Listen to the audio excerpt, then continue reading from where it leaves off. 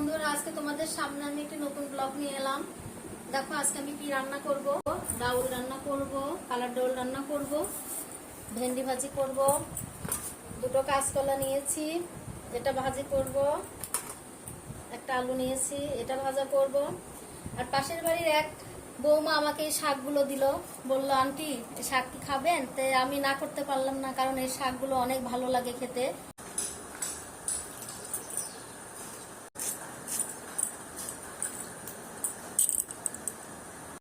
দেখো ওই কালার ডাউল রান্না করব কাঁঠাল দিয়ে। আলু ভাজা কেটে নিয়েছি, ভেন্ডি, কলা ভাজা কেটে নিয়ে ধুয়ে নিয়েছি। আর এই যে খানকুনি শাক, এটা পেঁয়াজ রসুন দিয়ে বাটা করব।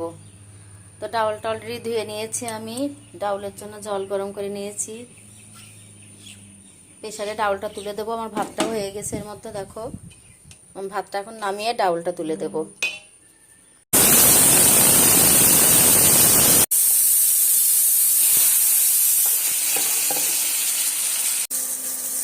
তো বন্ধুরা, আলুগুলো ভেজে আমি কলা ভাজা তুলে দিয়েছি।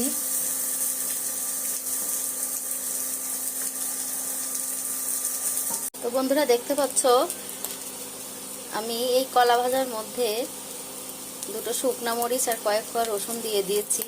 কলার সঙ্গে এটাও ভাজা ভাজা হবে, খেতে অনেক ভালো লাগে। ভেন্ডি ভাজাগুলো আমি এখন তুলে নিচ্ছি। বন্ধুরা দেখো আমার সব ভাজিগুলো হয়ে গেছে।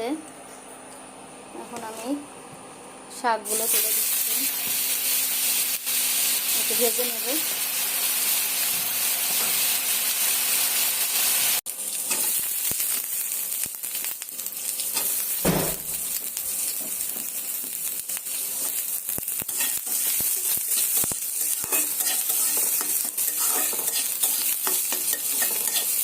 এই বাটাটাতে ঝাল হলে ভালো লাগে, তাই আমি কাঁচামরিচের পরিমাণটা একটু বেশি দিলাম।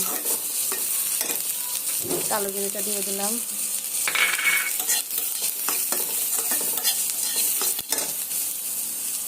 আমার এই পাতাটা ভাজা প্রায় হয়ে এসেছে, এটা আমি এখন পাটাতে বাটবো।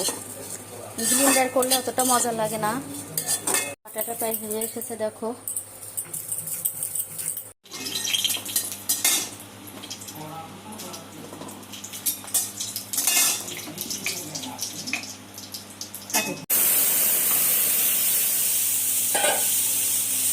তো বন্ধুরা আমার ডালটা সোমবার দেওয়া হয়ে গেছে।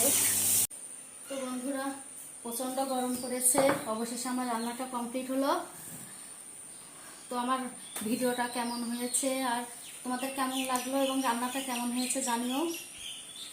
আর তোমরা যদি আমার চ্যানেলে নতুন হয়ে থাকো, প্লিজ আমার চ্যানেলটিতে সাবস্ক্রাইব করে দিও। আজ এ পর্যন্তই।